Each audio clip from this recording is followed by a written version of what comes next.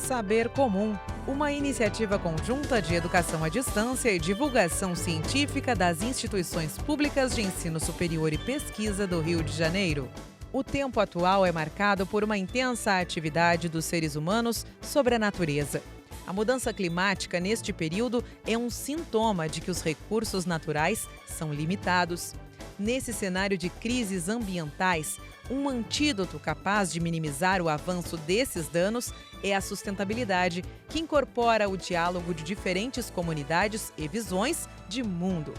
Hoje, na aula 9 do curso de Mudanças Climáticas, o professor Fábio Rubio Scarano, da Universidade Federal do Rio de Janeiro, apresentará o conceito de antropoceno, abordando a transição histórica que levou à crise do clima e da biodiversidade.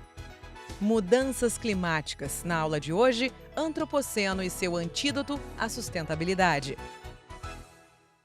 Bom dia, boa tarde, boa noite. É uma satisfação estar aqui com vocês hoje para a gente conversar um pouco sobre o chamado antropoceno e o seu antídoto, que é a sustentabilidade. Então, a fala que eu trouxe hoje explica um pouco o que é esse conceito do antropoceno, o que ele significa, as adversidades que ele traz, especialmente para a vida humana na Terra, e como a sociedade, em geral, tem procurado lidar com isso. Então, eu queria começar definindo para vocês o que é esse antropoceno, né? O antropoceno é a era geológica que é marcada pela ação humana. Quer dizer, ela seria o atual tempo, o tempo presente que a gente vive, que se difere do Holoceno, que é a era geológica anterior, por conta dessa ação humana e o fato dos seres humanos terem se tornado um vetor dominante de alteração ambiental sobre a Terra. O resultado disso é que assim, a sensação dessa mudança que os seres humanos causam sobre a Terra já se sente há um tempo, a ponto de um cientista italiano chamado Antonio Stoppani falar em era antropozoica. Lá em 1873, ainda no final do século XIX, ele já tinha essa sensação do impacto do ser humano sobre o planeta. Mas o termo antropoceno mesmo viria a ser cunhado no ano 2000 pelos cientistas Paul Crutzen e Eugene Stermer. E esse termo, ele ainda hoje, quer dizer, 21 anos depois, não há consenso em torno dele. Para que ele venha a ser incorporado aí aos anais da ciência, a Comissão Internacional de Estratigrafia precisa entrar em acordo, concordar que de fato seja isso, e para isso é necessário encontrar registros desse impacto do homem sobre as camadas geológicas da Terra já. E essa pesquisa está em curso, essa conversa já está em curso, e em breve a gente deve ter notícias a esse respeito. Mas independente do antropoceno ser fato ou não, e a ciência concordar ou não com esse termo, no mínimo já significou uma boa metáfora que diz respeito aos tempos que a gente vive, que é esse tempo no qual o impacto do ser humano se faz sentir. E isso começa mais ou menos ali por volta do século XVIII, e o Crutzen e o Stermer dizem que o antropoceno se inicia justamente quando surge a máquina a vapor, e começam as emissões de gás estufa, começa essa aceleração tecnológica, que tem a ver com a Revolução Industrial. Pouco tempo depois se inicia a Revolução Francesa, com a burguesia rompendo aí com a tradição imperial, religiosa anterior. E esse somatório nos traz até o século XX, com a Guerra Mundial, quando a gente finalmente sente o peso, o tamanho dessa tecnologia, especialmente a partir da bomba atômica, e do pós-guerra para cá, ainda inicialmente num cenário de Guerra Fria, se dá o que alguns cientistas chamam de grande aceleração.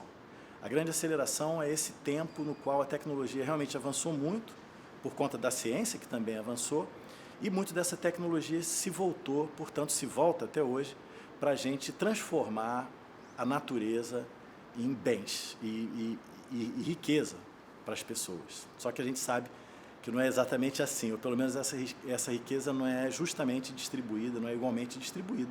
E a gente tem ainda um cenário de desigualdade social gigantesco no planeta. E o resultado dessas transformações todas, da Revolução Industrial para cá, fez com que alguns limites do planeta fossem rompidos. O que quer dizer isso? O planeta Terra, já há milhões de anos, tem um conjunto de indicadores médios de clima, de temperatura, de biodiversidade, de nutrientes depositados sobre o nosso planeta, que são valores médios relativamente estáveis. O que acontece da Revolução Industrial para cá, especialmente com a grande aceleração, é que alguns desses limites são rompidos.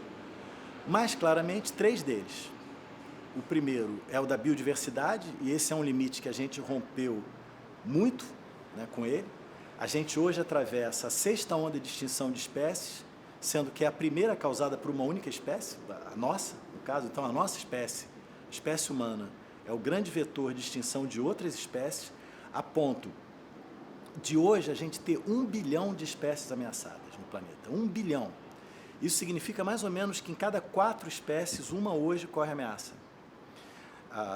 E isso, óbvio, tem um impacto sobre um conjunto de serviços que a biodiversidade guarda para nós. Então, para a gente ter água limpa, clima estável, para a gente ter um bocado da nossa base cultural, para a gente ter alimento, que depende tanto dos polinizadores, a gente precisa de biodiversidade. E essa, como a gente vê, está em grande ameaça. Os números mais otimistas dizem que a ação humana sobre o planeta significa uma perda de cerca de 100 vezes mais espécies do que seria de se esperar se não houvesse ação humana. Os números mais pessimistas dão conta que a gente perde 1000 vezes mais espécies do que se houvesse a nossa ação. Então, esse é um limite planetário que a gente já rompeu. Já se perdeu muito mais biodiversidade do que seria de se esperar se não houvesse ação humana sobre o planeta. O outro limite rompido é o do clima, né? E que também traz números assustadores. Se a gente continuar com o atual padrão de emissão de gás estufa, que tem a ver com o nosso padrão de produção e consumo do mundo moderno, a gente vai chegar em 2050, portanto, daqui a 29 anos, com uma temperatura média do planeta Terra em 2 graus acima da temperatura média que tínhamos antes da Revolução Industrial. Hoje, a gente já tem cerca de 1,1 grau a mais do que na época pré-Revolução Industrial. Um mundo a 2 graus, o que a ciência projeta é que já vai ter as suas calotas polares degeladas. O degelo das calotas polares significa elevação do nível do mar. Elevação do nível do mar significa impacto sobre cidades costeiras, como a gente aqui do Rio de Janeiro. E cidades costeiras é onde mora a maior parte das pessoas. 60% da população planetária mora beira-mar. Então, o mundo acima de 2 graus já vai ser um bocado diferente do que o que a gente conhece hoje. E isso está daqui a 29 anos. Então, vocês, espectadores, vão estar por aqui em 2050. Eu também espero estar. Eu vou estar com o quê? 86 anos de idade. Então, não é tão longe assim. Se a gente pensar um pouco mais distante, em 2100, se a gente continuar com o atual padrão de produção e consumo, que implica um determinado padrão de emissão de gás estufa, a gente chega em 2100 com 4 graus a mais do que o que se tinha na época pré-industrial. 4 graus é um mundo que realmente a gente não consegue enxergar direito ainda. É realmente assustador. E em 2100, vários de vocês, espectadores, seus filhos e netos vão estar por aqui também. Assim como eu espero que os meus também. Esse mundo a 4 graus significa que crianças com menos de 10 anos de idade e idosos com mais de 60 vão ter uma agravação de problemas respiratórios, cardíacos. Então, toda a pirâmide etária vai estar modificada. Elevação do nível do mar nem se fala, já vai ter arrasado cidades costeiras de um modo geral. Toda a base de produção alimentar agrícola nossa não vai mais ser viável, talvez com exceção do milho. As várias outras espécies já não vão aguentar lidar com essa faixa temporal. Espécies vão estar migrando. E aí a gente chega no ponto das espécies, né, que é quando clima e biodiversidade interagem.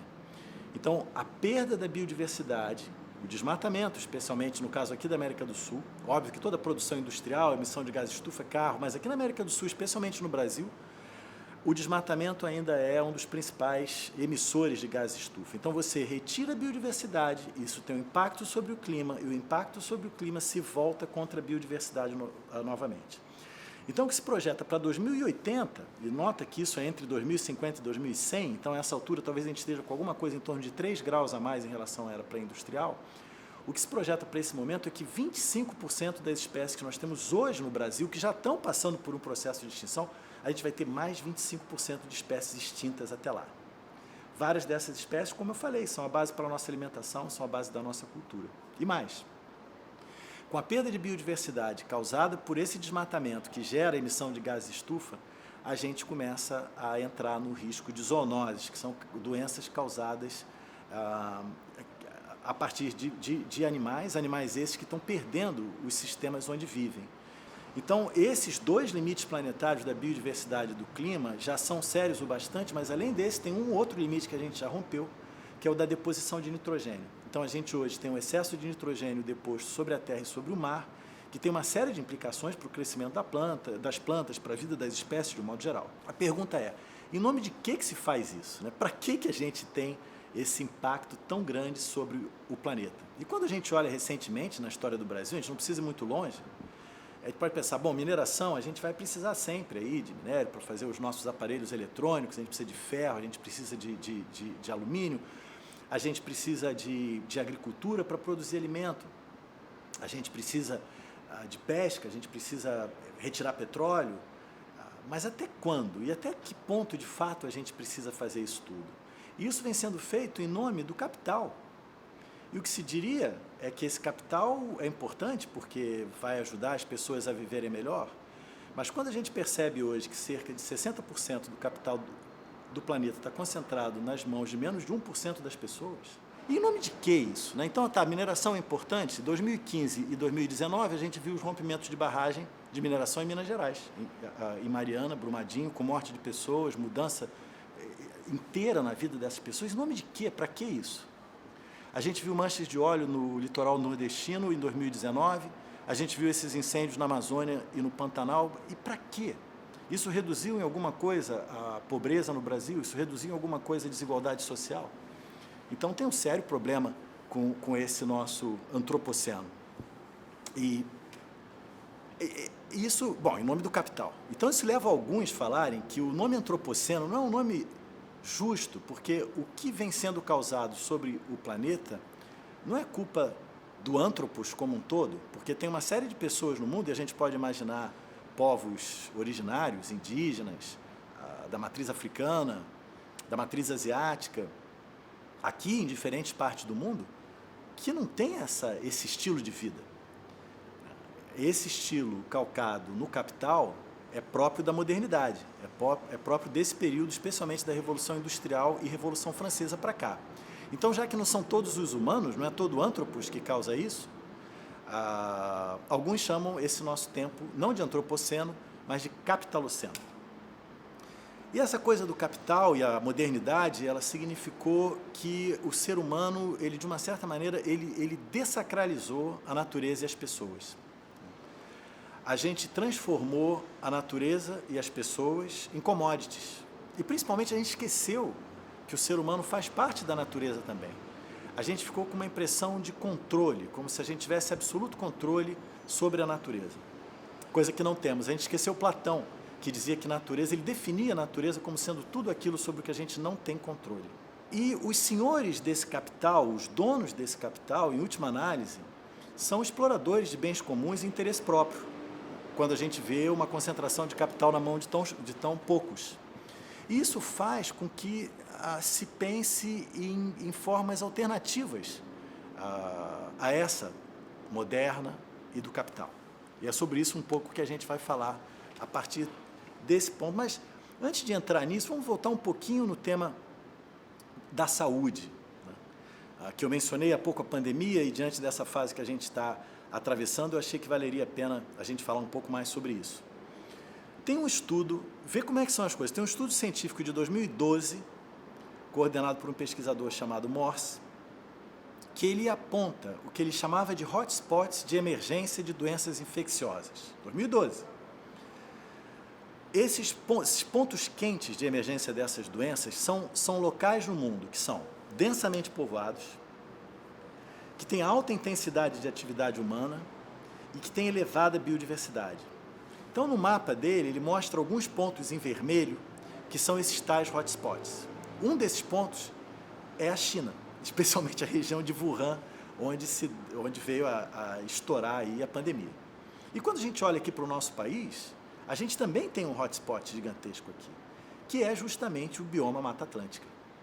A Mata Atlântica é um bioma do qual nós perdemos alguma coisa em torno de 75% da cobertura vegetal. Mais de 60% dos brasileiros moram na Mata Atlântica e, portanto, a gente tem aí um povoamento denso, e é onde a boa parte do PIB brasileiro é gerado. Boa parte das indústrias das grandes cidades e das metrópoles se encontram na Mata Atlântica. Então, justamente aqui a gente aqui no Rio de Janeiro, que está cercado de biodiversidade, nós somos um hotspot de emergência de doença infecciosa. Então, isso requer que a gente conserve e melhore a biodiversidade, que a gente restaure a biodiversidade onde ela foi perdida. E no processo de lidar melhor com a nossa saúde, a gente ajude também no combate às mudanças climáticas. Agora, como que as pessoas percebem isso? Será que isso é só uma coisa da ciência, só uma conversa dos cientistas?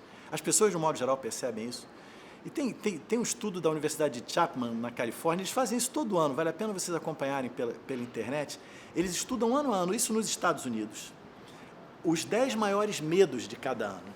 E é muito interessante ver que, em 2015, os 10 maiores medos estavam ligados à guerra, a colapso econômico, ainda tinha um pouco trauma ali da crise econômica de 2008, 2009, a falta de petróleo, a não dar conta de pagar o cartão de crédito. Eram medos ligados ao capital e ao consumo. 3 anos depois, em 2018, dos 10 maiores medos, 8 dizem respeito ao clima e à biodiversidade. Eles perdem apenas para o medo da corrupção governamental e para o tamanho da conta médica. E a conta médica, se você pensar bem, ela tem a ver com a biodiversidade, como a gente acabou de ver. Isso ficaria claro 2 anos depois, com a Covid iniciando. Então, as pessoas já percebem, já tem esse receio, essa preocupação, que dá um sinal que é hoje o que se chama de emergência climática. O termo emergência climática, a Universidade de Oxford faz uma pesquisa todo ano de qual é a palavra do ano, qual é a expressão do ano mais usada. Em 2019, o termo mais usado foi emergência climática, foi o termo do ano, que teve cerca de 6.000 vezes mais frequência de citação por bilhões de palavras do que teve um ano antes. Então, esse estado de emergência climática que a gente vive gera um outro termo que também vem sendo muito utilizado, que é chamada ecoansiedade. A ecoansiedade é um medo, um nervosismo que decorre da gente sentir que o ambiente ao nosso redor, a natureza, está ruindo. Isso nos traz para um tempo estranho, que é esse tempo que a gente atravessa. Só que o tempo estranho, durante esse tempo da Covid, a gente vem falando, quando a gente saiu da normal, talvez a gente tenha que voltar para uma normalidade. Será que a gente vai voltar para uma normalidade? Será que depois vai ser diferente? Na verdade, o termo tempos pós-normais é um termo que foi cunhado em 1993 e que era definido da seguinte maneira: é um tempo no qual os fatos são incertos, os valores estão em disputa, os interesses são altos e as decisões são urgentes. Essa é a característica de um tempo pós-normal. Nesse tempo, portanto, o que ocorre é que está tudo em mudança. A gente está saindo de uma normal para entrar em outra. Sendo que a próxima normal na qual a gente vai entrar, a gente ainda não sabe qual é. Como a gente está ansioso e com medo do antropoceno, a gente vai em busca de um antídoto para ele. Como lidar com esse tal desse antropoceno? E aí a gente percebe que começam a mudar valores. Se a gente percebe que a perda de biodiversidade tem um efeito sobre as nossas vidas, sobre a nossa saúde e tal, a gente tem que conservar mais a biodiversidade. Se o nosso padrão de consumo e de emissão de gás estufa é insustentável, a gente tem que rever o nosso padrão de consumo. Isso gera uma mudança de valores. E valores são coisas que estão sempre mudando, às vezes leva tempo, mas se a gente pensar bem, se a gente olhar para o mundo hegemônico, eurocêntrico, que é o mundo moderno, o mundo ao qual muitos de nós aqui ainda pertencem, se a gente olhar lá para a Grécia Antiga, os valores eram tais que o divino estava em primeiro lugar, o sobrenatural, vamos dizer assim, a natureza em segundo lugar, até porque os deuses gregos eram muito espelhados em formas da natureza, e em terceiro lugar, na hierarquia das coisas, os seres humanos. Já na Idade Média, que levaram 1000 anos, então é difícil fazer uma generalização sobre a Idade Média, em primeiro lugar estavam as coisas do divino, porque a religião era a forma de interpretação da realidade predominante. Em segundo lugar, os seres humanos, e a natureza já era um objeto sobre o qual o ser humano trabalhava. Quando a gente chega na modernidade, o que acontece? O ser humano em primeiro lugar. natureza sofre um rebaixamento, vai lá para a terceira divisão, vira commodity, ela é percebida como recurso ou como obstáculo, no máximo, e somem os deuses. O moderno não acredita em nada, não acredita no sobrenatural, ele só acredita no que ele consegue enxergar, e ele acredita muito na ciência, porque a ciência se transforma na forma de interpretação da realidade, sobrepujando a religião. Então, essa mudança de valores é dentro do euromundo, vamos chamar assim, do mundo hegemônico, predominantemente de domínio branco, eurocêntrico. Agora, existem outros mundos. Existem os mundos dos povos originários do sul global, existem mundos que o norte global imagina como alternativas. Para os povos indígenas brasileiros, por exemplo, o sobrenatural, os espíritos, o natural e os seres humanos se misturam, eles coabitam o mesmo espaço, eles são parte de uma mesma coisa, são um. No norte global, contrariados com a ótica de crescimento econômico e do capitalismo, já existe um conjunto de pensadores que falam do decrescimento econômico, que a gente não precisaria mais crescer, a gente precisa distribuir melhor o que tem sobre a Terra e, portanto, decrescer. Tem a ótica do ecofeminismo e tem um conjunto de outras visões do norte global que prescindem do crescimento econômico e prescindem do domínio patriarcal, branco, hegemônico, como a gente conhece. Então, esses valores, como diziam Fontovics e Havetz, para definir um tempo pós-normal, os valores estão em mudança. E um dos valores que emerge nesse tempo é o valor da sustentabilidade. A sustentabilidade, eu costumo dizer que ela emerge como um antídoto ao antropoceno. É a nossa forma de lidar com essa doença que a modernidade causou para a nossa espécie sobre o nosso planeta. E a sustentabilidade, ela demanda convergências na ciência, na política, nos direitos. Isso se a gente pensar só no mundo moderno, tá? Se a gente pensar nesse mundo, mas, na verdade, esse é um planeta sobre o qual habitam diferentes mundos. O mundo moderno, hegemônico, as ciências precisam se conversar. O projeto cartesiano de ciência era um no qual, que tem muito a ver com o método científico que o René Descartes criou, que a gente precisa reduzir o todo às suas partes, para a gente entender primeiro as partes e depois a gente entender o todo. O problema é que não a ciência, mas a academia está há muito tempo nas partes e a gente não consegue juntar o todo. Quando a gente pensa em política, a gente falava tanto em política ambiental, falar de política ambiental é tratar do meio ambiente como um setor, mas o ambiente, ele perpassa tudo, ele perpassa o desenvolvimento, o que a gente chama de desenvolvimento. Então, não dá para pensar uma política agrícola sem pensar no meio ambiente, não dá para pensar uma política energética sem pensar no meio ambiente, não dá para pensar uma política de cidade sem pensar em meio ambiente. Então, essas convergências, elas começam a se dar no âmbito desses grandes acordos internacionais que se dão. E também no aspecto dos direitos. Quando a gente olha para os direitos, a base jurídica nossa é absolutamente humana. Um rio, como o Rio Doce, por exemplo, a princípio, como é que um rio vai processar um Estado ou uma empresa pelo que aconteceu com ele? Aconteceu isso no Brasil. Uma pequena ONG virou e falou, olha, o rio não tem voz, em nome do rio a gente processa o Estado pelo que aconteceu aqui. Não ganhou a causa, mas se tivesse ganho, abriria o que se chama uma jurisprudência da terra. São os direitos naturais que precisam ser olhados. Isso, o valor, ele antecede a ética. Então, se a sustentabilidade é um novo valor, começa a surgir uma nova ética, uma ética de responsabilidade para com a vida, para com as próximas gerações, para com o próximo aqui ao nosso lado, o próximo humano e o próximo outras espécies. E essa nova ética pressupõe uma nova política, que requer essas convergências. Agora, isso traz a gente a essa perspectiva de um mundo, né? Quando eu estou falando na ciência, que se junta e tal, com a política, a gente está falando do mundo moderno. E aí, quando a ciência começa a se juntar com a política e com direitos sustentáveis, aí a gente pode pensar numa modernidade mais sustentável. Mas e quanto aos mundos não modernos que habitam o nosso planeta e que são impactados pelo nosso estilo de vida, como, por exemplo, os povos indígenas? O que dizer deles? Eles fazem parte dessa conversa? E quando a gente olha para essa grande aspiração global posta no âmbito das Nações Unidas, chamada Objetivos do Desenvolvimento Sustentável, são 17 objetivos de base social, ambiental e econômica. São 3 eixos. Esses 3 eixos guardam 17 objetivos. E esses 17 objetivos, o que os países estão dizendo nesse acordo é que a gente vai chegar em 2030 com 17 metas alcançadas. A gente vai chegar num mundo sem pobreza, sem fome, com saúde e bem-estar, com educação de qualidade para todo mundo, com biodiversidade conservada, com produção e consumo responsável, com água para todo mundo, igualdade de gênero. É uma beleza. Só que no meio dos 17 objetivos tem um que é o do crescimento econômico. Ora, até onde nós vimos, o crescimento econômico, como há pouco eu falei para vocês, ele é justamente o que tem causado as mudanças climáticas. Ele é a base do antropoceno. É o que tem causado a perda de biodiversidade. É o que tem causado os impactos sobre a saúde, como hoje a gente sente da Covid. E esse crescimento econômico não implicou em redução de desigualdade social, que é outro dos objetivos de desenvolvimento sustentável.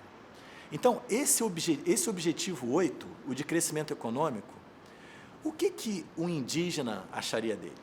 O que um cidadão tribal na África acharia dele? O que um monge tibetano acharia dele? Será que essas pessoas foram consultadas quanto à relevância desse objetivo? Eu tenho a impressão que não. E se foram, as visões de mundo dela, eu acho que não estão contempladas nisso. E existem visões alternativas. Essas visões alternativas, elas dizem respeito ao fato da gente não ter um universo, a gente tem um pluriverso. São diferentes visões que coabitam esse planeta e que precisam fazer parte dessa conversa acerca do que seja sustentabilidade. Se a gente pensar nos povos indígenas brasileiros, são povos que não se apartaram da natureza, como nós modernos nos fizemos.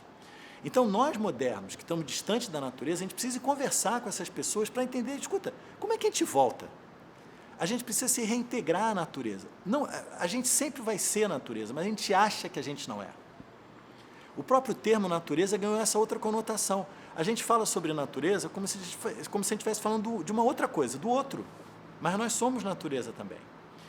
E aí, dentre essas visões alternativas, tem uma perspectiva que me parece muito relevante, que é a perspectiva decolonial. Que a gente soltar as amarras da colonização que nós sofremos justamente pelo mundo eurocêntrico, hegemônico, durante tantos anos. Então, é a gente, aos poucos, ir saindo dessas caixas. Então, tem que ter essa perspectiva com igualdade, que é importante, com equidade, que é muito importante, justiça, que é essencial, mas, em última análise, quando a gente está absolutamente fora das caixas e das amarras coloniais, é o momento de liberação. E a gente precisa pensar livre dessas amarras, da ótica do capital moderno, para a gente chegar nesse mundo sustentável no futuro próximo. E aí sim, se essa conversa for feita, uma conversa da ciência com a arte, com os conhecimentos indígenas, com os conhecimentos práticos, com as religiões, por que não? Essa conversa, ela precisa ser feita para que a gente alcance esse pluriverso sustentável e não só um universo para poucos. Sustentabilidade, portanto, para ser um antídoto ao antropoceno de fato, ela tem que ir bem além da perspectiva moderna de uso de recursos. Para ser esse antídoto, ela tem que ser percebida e tratada como um ponto de convergência de algumas das mais nobres aspirações do espírito humano. Na palavra sustentabilidade, vai ter que se convergir paz, equilíbrio, justiça, comunhão, respeito, liberdade e amor.